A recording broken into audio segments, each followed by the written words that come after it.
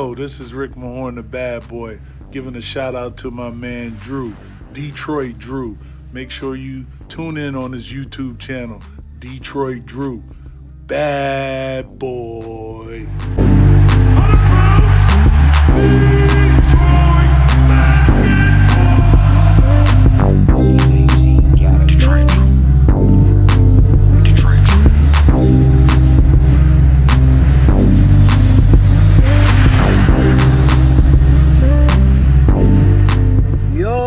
Peeps, the day is almost here. We got NBA basketball back on tonight. I'm going to be watching, but tomorrow our Detroit Pistons are back, baby. Woo! Let's go. It's been a minute since we've actually had a real game. Almost an entire year. So it's what else can I say? It's been a crazy year. So we're finally going to get our first look at how good this team is actually going to be, because the preseason was nice. We split them. We've seen a lot of good and a lot of bad, but this first couple months of the year still could be rusty. A lot of these guys have not played in over a year. Guys like Blake Griffin, who missed a lot of time last year, weren't really expecting the league to shut down. So they got a lot of rust to shake off. So I don't really know how to gauge this first half of the season, because a lot of the guys, might be tired from last season still. Guys like Grant and Plumlee, who came over, went deep into the playoffs last year, had a shortened off season, where guys as Blake Griffin missed an entire year of being in a basketball uniform on the court, practices and stuff like that. So it's very, very weird, but I think we're going to be okay. I see a lot of people, they're either hyping us up too much, where they have us as a top 4 seed. Ain't going to happen. I hate to crush the fans like that. But, I've also seen several projections where we're the worst team in the Eastern Conference, and I'm not buying that either.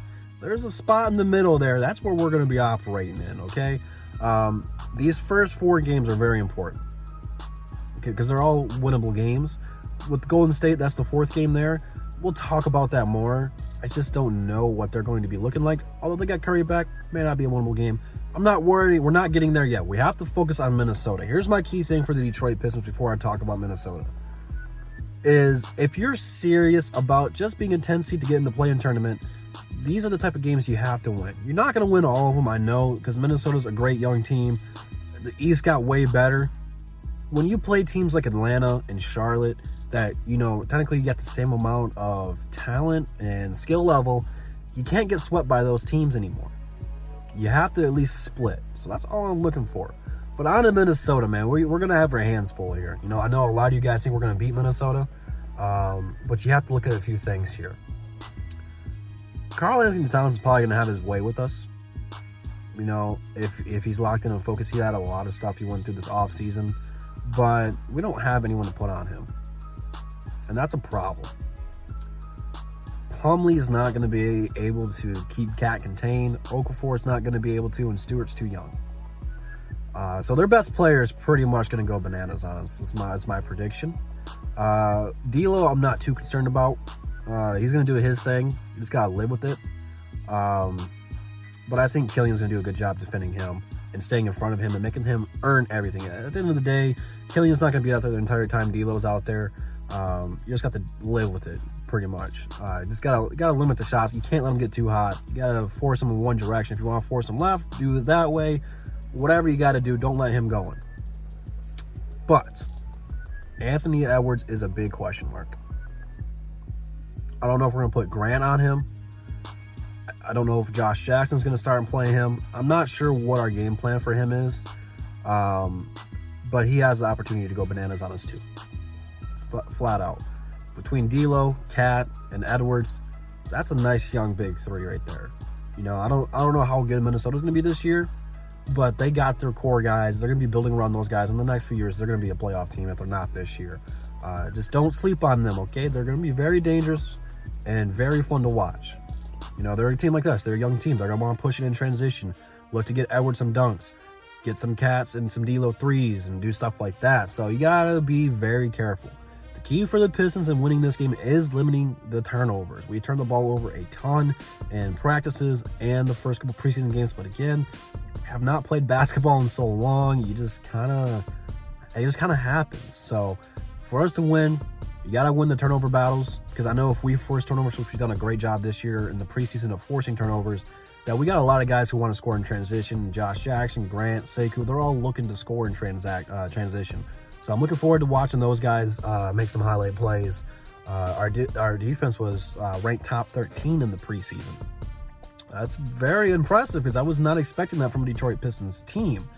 We have not allowed a 100-point game in the preseason, and we have yet to score a 100-point game in the preseason. So I got a feeling one of those is going to break this first game tomorrow night. Don't know which one. Probably Minnesota is going to score 100 points, to be honest with you. But Blake Griffin, he's going to be engaged, full go, looking to score. Derrick Rose going to do Derrick Rose things. Dwayne Casey has said that, you know, our starting five is going to go through Blake. Not surprising there. And then our bench, when they come in the game, they're going to go through Derrick Rose. And guess who? Sekou Doumbouya. So I love our bench unit with Josh Jackson and Sekou and D-Rose. It just works to perfection. Plus, when you throw Mykhailiuk out there, you get some scoring. And Okafor, even at times, have had some hot hands of scoring. So I think our bench unit is going to be fine. I'm just worried about forward spacing with DeLon Wright out there. But I love DeLon Wright the last couple games. So it's going to be very interesting. I am concerned about Karl-Anthony Towns and Edwards, though, and how we're going to stop them. I don't know how. I don't know if Grant's the answer for Edwards, but you got to throw some bodies at Cat. I will not be surprised if we try to double team Karl-Anthony Towns if he gets down low on the blocks, but then you're leaving somebody open. So what are you going to do? It's going to be an interesting battle, and that's why Dwayne Casey's the coach and not me, because I'd be like, I don't even know. Because, you know, Andre Drummond at least did frustrate Cat at times, and we don't have that anymore. You know, Plumlee's going to get torched. There's no way around it. He let Thomas Bryant go crazy on him. What's Karl-Anthony Towns going to do to him? You know?